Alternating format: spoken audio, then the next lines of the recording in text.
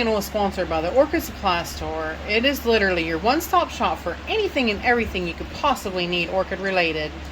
And they even sell orchids. Use my name code Hillbilly in the code section for a 12% viewers discount.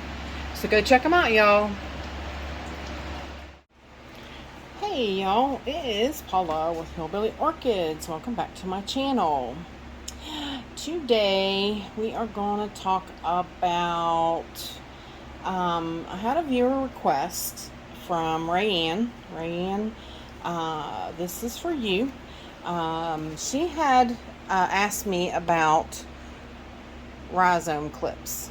Okay, rhizome clips are basically, you know, like everybody uses stakes. You know, when a plant don't have roots, they stake it in there and they, you know, tie the plant to it, and that's that. Okay, well, rhizome clips are a little different. This is an actual store-bought one, which hopefully it'll stay focused on it. It's kind of hard, but this is actually, it's made out of really hard steel. Like, you can't bend this. It would take you know, a lot of effort to get this to unbend the way it is.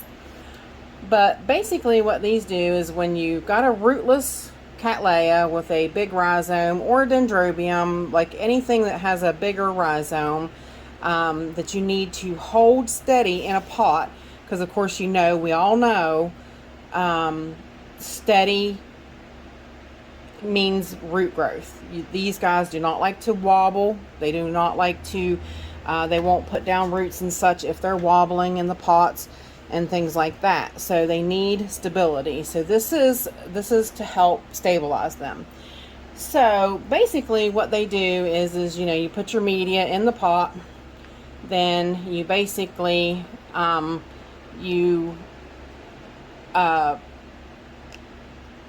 push this down into where you want it, and then you just kind of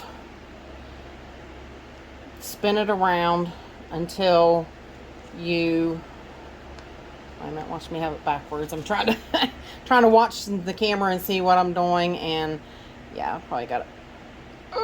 It's not going to come up over that lip there.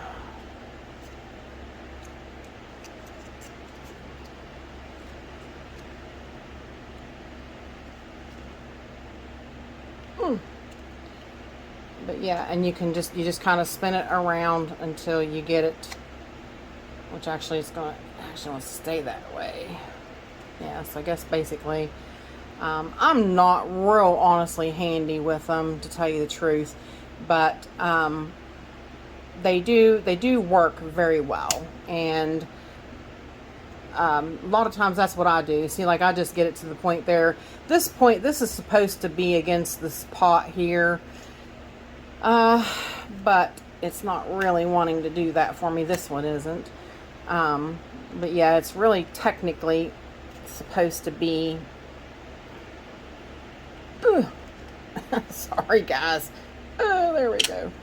It's technically supposed to be down on the pot like that, but then of course you see it's sticking way up off of this pot.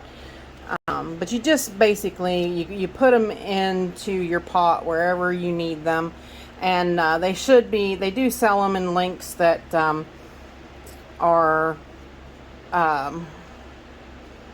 for each size pot, kind of. Now you see this one's kind of got that pot kind of squeezed in, but you know, it works. It you know, it will do what it needs to do, and they don't have to stay there.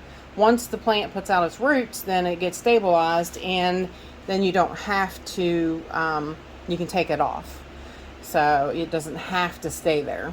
But there's also other ways you can make your own. So you don't have to use the pre-done ones. I mean, you can buy these pre-made. They're, you know, they sell them. Several different places sell them. Now I can't get it off again. Yoshi, actually, he sells them. He sent me this one in a pot that he had sent a plant in, And basically this one is technically easier to use. You just slide it down over the plant, and then just like that, and it snaps the plant into place.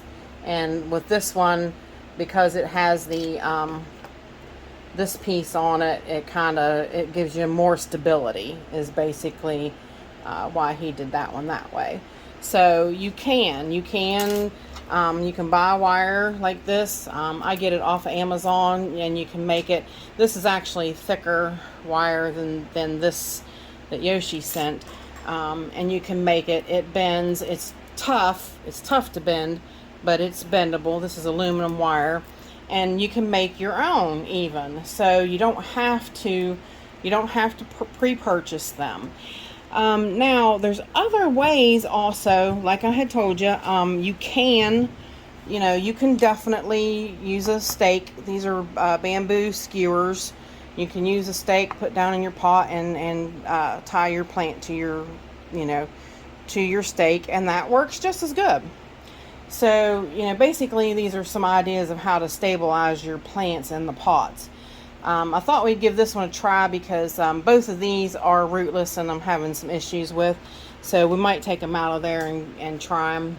But also, now like this pot here, this is an Orchid Supply Store pot. This comes from my sponsor, the Orchid Supply Store. And I do like these pots, I really do. They do, your roots will grow out of them, but, you kind of have that issue regardless. So I don't mind it too much. And, honestly, if I have to cut up the pot, you just have to cut up the pot to get the roots out. There's not much else you can do.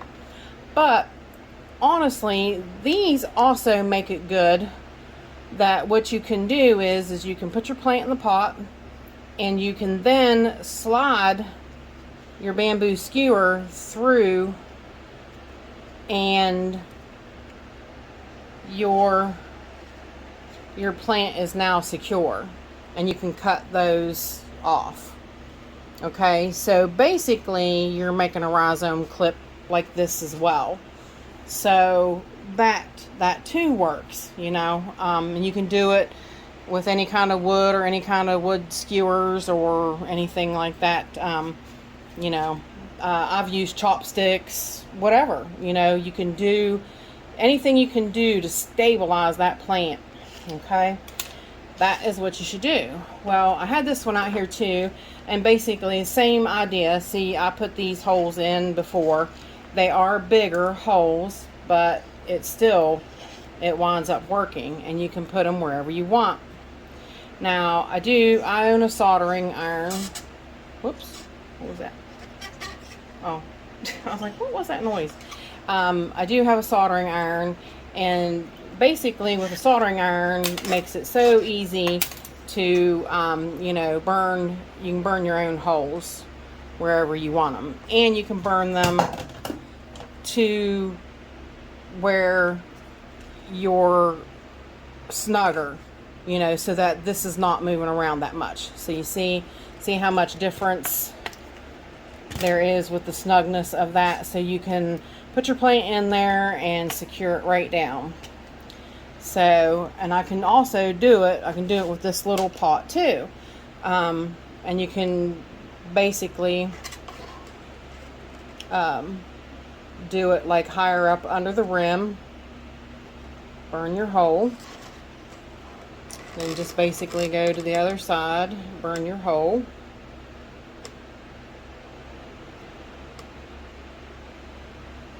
You should do this in a well-ventilated area because I do have fans running, because you don't want to be breathing that burnt plastic smell. It stinks. But basically then what you do is I don't think this dendrobium is, I don't know if it's going to wind up putting out roots off that keiki or not. So it's not really doing anything as of yet, so I'm not going to do that one. But let's take a look at this plant. This plant, it did suffer some root setback, And I do have a new growth on it though, but, and you see I have it staked up with this wire, or this thick wire stake, but it's not stable. It's really not. Now I feel some roots because it's not wanting to come up out of the pot real easy. So it does have a good root. And oh, look there, yes we do. We got some roots coming. So this is looking quite well. I am pleased with the progress of how she's coming along. So basically what we're going to do though is we're going to put our, let's see if you guys can see. I'll try to scoot the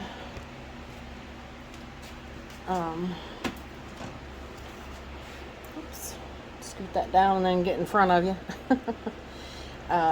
Make sure that root's in there really good. And we are going to pack some of the moss around.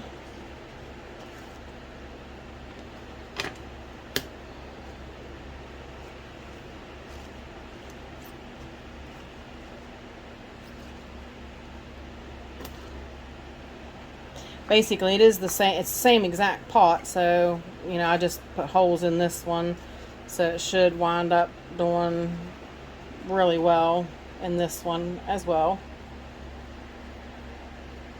It does look like this eye back here is going to pop, which is nice. I think it's going to do a lot better here for the time being in moss, which I was leery about doing, but so far I'm pleased with that progress. Now also you can tell, of course, that I did put the holes up kind of high. Now that I look and see how much moss I have in here and whatnot, I do believe I'd like them to be lower, because I do want this plant pressed in place. So what I can do is I can hold on to it, which is, yeah, kind of hard to do, and I can come down with my soldering iron and go ahead and make a lower hole. I mean, chances are, let me try it. We're just going to try it and see, because you do have to go, up over.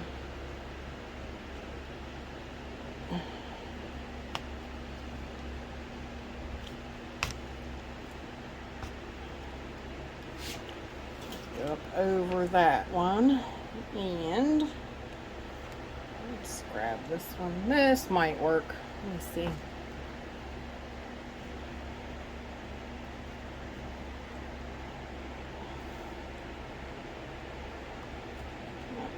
A little more leeway with this hole.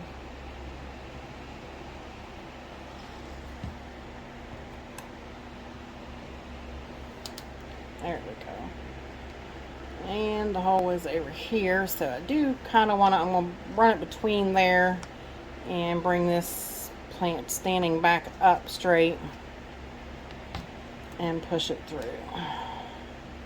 And actually, that's not too bad. So, but you seen though, I could do it where I could burn the holes a little lower and change its, the way it's sitting in the pot. So you can do that. Once it's, even though it's got moss in it, it's not going to hurt anything. And then of course, like I said, you go back through, cut these off.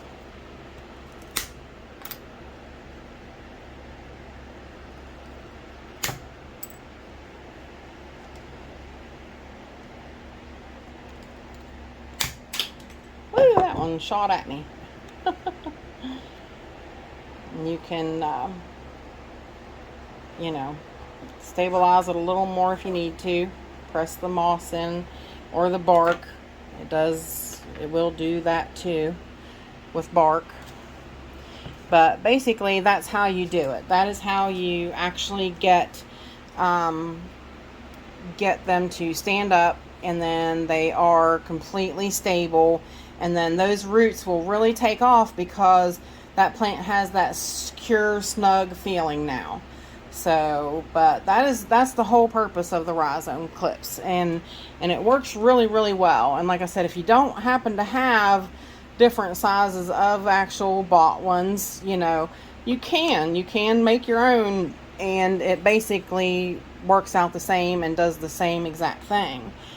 So, but yeah, there you go. Some newbie tips for, you know, making some Rhizome clips, and what their purposes are for, and how to use them, what they do, and yeah. So I hope that gives you guys some help. And if you have any questions or comments, please leave them down in the comments. And with that said, I appreciate all you beautiful, wonderful people stopping by and hanging out with me. And bye for now, y'all. Till we meet again.